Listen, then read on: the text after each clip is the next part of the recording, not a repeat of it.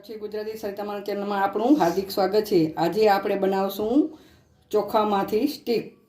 તો એના માટે આ એક મોટી વાટકી ચોખા મેં લીધા છે। ગમે તે ચોખા લેવાના, મેં ખીચડીયા ચોખા લીધા છે। તો આને બરાબર ધોઈ નાખો, ડસ્ટ બધી નીકળી જવી જોઈએ, એનું સફેદ પાણી દેખાવું જોઈએ ત્યાં સુધી એને ધોવાના। ધોઈ કરીને આખી રાત આપણે પલાળીને એને રાખી લઈશું। હવે હું ધોઈને પલાળીને રાખી દઉં છું એને આખી રાત। આખી રાત થઈ ગઈ છે અને સવાર થઈ ગઈ છે। આ ચોખા મેં પલાળી રાખ્યા હતા, તો એને આપણે આ કુકરમાં નાખી દઈએ। એક અડધી ચમચ ખારો પાપડી અંદર એડ કરી દઈએ આપણે। આ 5 ચમચી જેટલો ખાવાનું સોડા એ અંદર એડ કરી દઈએ। ને મીઠું આમાં સ્વાદ પ્રમાણે, એટલે ઓછું નાખ, વધારે નહીં નાખવાનું। કેમ સુકાય એટલે સાવ ઓછી થઈ જાય, એટલે વિચારીને જ મીઠું નાખવાનું, વધારે નહીં નાખવાનું મીઠું, બરાબર? વધારે મીઠું છે તો ખારા લાગશે, બરાબર? ધ્યાન કરવાનું મીઠું નાખવામાં। હવે જે વાટકીથી આપણે ચોખા લીધા હોય એ વાટકીનું માપ લેવાનું। એક વાટકી પ્રમાણે 4 ભાગનું આપણે પાણી નાખવાનું। તો આમાં આપણે આ મેં એક વાટકી લીધા તો 4 આ વાટકી હું પાણી અંદર એડ કરીશ।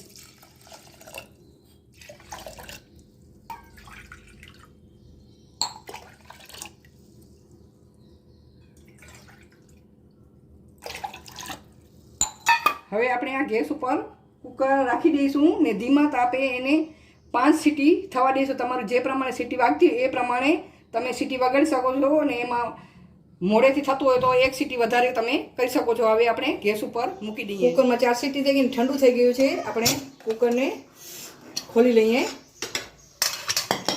જોઈ શકો છો બફાઈ ગયા છે। હવે વેલણાની મદદથી આપણે આમ બરાબર આમ મિક્સ કરી લેવાનું। આવી રીતે આમ બરાબર વેલણાની મથે એક જ ડાયરેક્શનમાં આમ ખીચા જેવું બનાવી લેવાનું, બરાબર? ખીચું બનાવીને એવી રીતે આમ બનાવી લેવાનું। આપણે ન લોટ ડરાવવાની ઝંઝટ કાંઈ નહીં। આમ આ અધકચરું ખાંડેલું જીરું છે, આ ફ્રેશ જ નાખવાનું, બરાબર? આવી અધકચરું નાખવાનું, પાવડર નહીં બનાવવાનું। હવે એ નાખી ને આપણે મિક્સ કરીને, તમને ગમે તો તમે લીલા મરચાં વાટીને અંદર એડ કરી શકો, મરી પાવડર પણ એડ કરી શકો। હું ફક્ત જીરાવાળા જ બનાવું છું। આમ આવી રીતે આમ કરવાનું। મીઠું ચાખી લેવા, આમાં ઓછું હોય ને એવી રીતે રાખવાનું, કેમ સુકાઈ જાય એટલે મીઠું વધારે થઈ જાય, એટલે પ્રમાણમાં જ મીઠું નાખવાનું। ભલે આપણે સ્વાદમાં થોડાક ઓછું લાગતું હોય મીઠું તો એ ચાલશે, પણ વધારે નહીં નાખવાનું, નહીં તો ખાવાની મજા નહીં આવે તરશું એટલે। બસ હવે આને આપણે આમ મિક્સ કરી લઈએ। ગાંઠિયાનું મશીન છે, એમાં આ ચકરીથી આપણે બનાવશું, તો એમાં આપણે તેલ લગાવી લઈએ આપણે, બરાબર? આમાં આવી રીતે તેલ લગાવી દઈશું। એક જ વખત તેલ લગાવવાની જરૂર પડશે, પછી જરૂર નહીં પડે ને એમાં આપણે ભરીને બનાવીએ। હવે આપણે આવી ગયા છે ઉપર ધાબા ઉપર। આપણે એને તડકામાં જ બનાવવાની, બરાબર? તડકો આપવો જોઈએ। તમારી પાસે તડકો ના આવતો હોય તો તમે પંખા નીચે રાખી શકો છો, અને પછી તડકામાં તો સુકાવવાની જ। આવી રીતે આમ ખાટલા ઉપર કે ધાબા ઉપર પણ નીચે પણ તમે આમ પ્લાસ્ટિક પાથરી શકો। મેં ખાટલા ઉપર રાખી છે ને આમાં આપણે આ ગાંઠિયાનું મશીન હોય એમાં આપણે આ ભરી લઈશું, બરાબર? આમાં હવે આપણે એને પેક કરી લઈએ। હવે આવી રીતે આપણે આમ લાંબી આમ બનાવી લઈશું, બરાબર? ગરમ છે એટલે ઉપર નેપકિન રાખ્યું છે આમ પકડવા માટે। ઠંડુ પણ આપણે બનાવી શકીએ, ઠંડુ થાય તોય પણ પડશે એમ, બરાબર? ગરમા ગરમ ફટાફટ થઈ જાય એમ। આવી રીતે આપ બનાવી લઈશું। આવી રીતે આપણી સ્ટીક બધી બનવા આવી છે, જોઈ શકો છો। જ્યાં જગ્યા હોય ત્યાં નાખી દેવાની, બરાબર? આમ એટલે ફટાફટ સુકાઈ જાય એમ। આ સ્ટીક બનીને આપણી બધી તૈયાર થઈ ગઈ છે। તડકો બહુ મસ્ત મજાનો તડકો છે, તો આજે સાંજ સુધી 5 વાગ્યા સુધી તો સુકાઈ જશે। આ તડકામાં તડકો સારો એવો તડકો છે। આવી સુકાવાની ઉપર વજન હોય રાખી દેવાનું કે ઉડે નહીં, કેમ પવન હોય એટલે ઉપર ધાબા ઉપર હોય તો ઉડી જાય, એમ ધ્યાન રાખવાનું। મારું હમણાં બનાવતી હતી ને એકવાર ઉડી ગયું, એટલે વ્યવસ્થિત આ ઉપર વજન રાખી દીધું છે આમ। હવે સાંજ થઈ ગઈ, 6 સાડા 6 થઈ ગયા છે લગભગ। આ જો સ્ટીક કેવી આમ બધી આમ સુકાઈ ગઈ છે। જો આ જો કાઢી ચોકી ગઈ છે, આ કાઢી આ જોઈ શકો છો આ કેવી સુકાઈ ગઈ છે આ બધી। આપણે હવે આ અલગ આમાં વાસણમાં, મોટા વાસણમાં આપણે આવી રીતે આમ લાંબી સ્ટીક કટ કરી અને નાખી દઈએ. આ સ્ટીક જો બનીને આપણી તૈયાર થઈ ગઈ છે. કાચી સ્ટીક આ આપણે 1 વર્ષ સુધી સ્ટોર કરી શકીએ છીએ ને મસ્ત મજાની સ્ટીક બની ગઈ છે. હું તમને તળીને પણ બતાવીશ. આને તો મારે તડકામાં તપાવવાની જરૂર નથી. જો તમારે એમ લાગે છે ભીનાશ જેવું છે, ભેજવાળું છે, તો તમે બીજા દિવસે તડકામાં રાખી શકો છો એને. બરાબર. આ પ્લાસ્ટિકની થેલી હું ડીમાર્ટમાં ગઈ હતી, ડીમાર્ટમાંથી બધી વસ્તુ કરિયાણું લઈ આવું, એનામાં આ પ્લાસ્ટિકની થેલી આવતી, એનું અમે સિલાઈથી આ પ્લાસ્ટિક બનાવ્યું છે. બરાબર. આ જાડું પ્લાસ્ટિક હોય એનાથી એટલે આસાનીથી આ નીકળી આવે.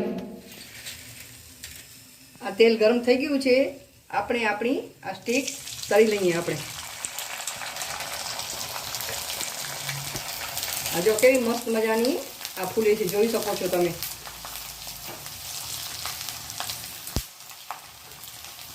કેવી ફૂલી ગઈ છે. આવી રીતે આપણે જોઈતા પ્રમાણે આપણે તળી લઈએ અને બીજી આપણે સ્ટોર કરીને રાખી શકીએ છીએ. જ્યારે મન થાય ત્યારે તળી લેવાની.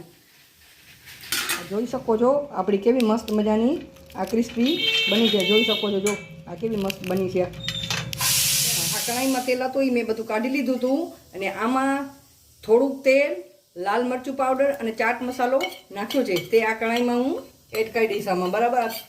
કઢાઈ ગરમ જ છે, વધારે આપણે ગરમ કરવાની નથી.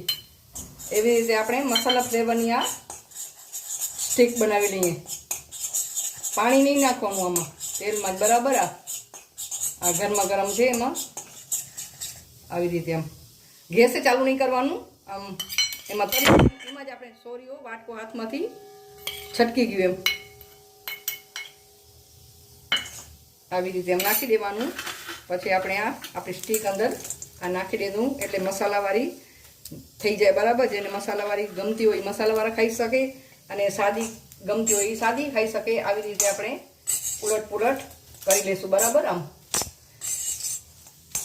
તૈયાર છે આપણી મસ્ત મજાની ચોખાની સ્ટીક. એ સાદી ફ્લેવરમાં જીરાવાળી સ્ટીક અને આ મસાલા ફ્લેવરમાં સ્ટીક. મસ્ત મજાની સ્ટીક તમે બનાવી. ચોખાની અંદર જો તમને સાબુદાણા એડ કરવા હોય ને, થોડા 1 વાટકી સાબુદાણા લેતા હોય તો 1 મુઠ્ઠી આમ સાબુદાણા નાખીને તમે પલાળી શકો છો. એની પણ મસ્ત મજાની બને છે. તમને જેવી રીતે બનાવીએ એવી રીતે બનાવી શકો છો. ન લોટ પીસવાની ઝંઝટ, કાંઈ ઝંઝટ નહીં. ડાયરેક્ટ પલાળી આપણે બીજા દિવસે આપણે બાફવાની અને બનાવી લેવાની. મસ્ત મજાની બને છે અને 1 વર્ષ સુધી આપણે સ્ટોરેજ કરી શકીએ છીએ. તમને મારી રેસીપી ગમે તો લાઈક કરજો, શેર કરજો, કોમેન્ટ કરજો અને મારા ચેનલને જરૂરથી સબસ્ક્રાઈબ કરજો. આભાર.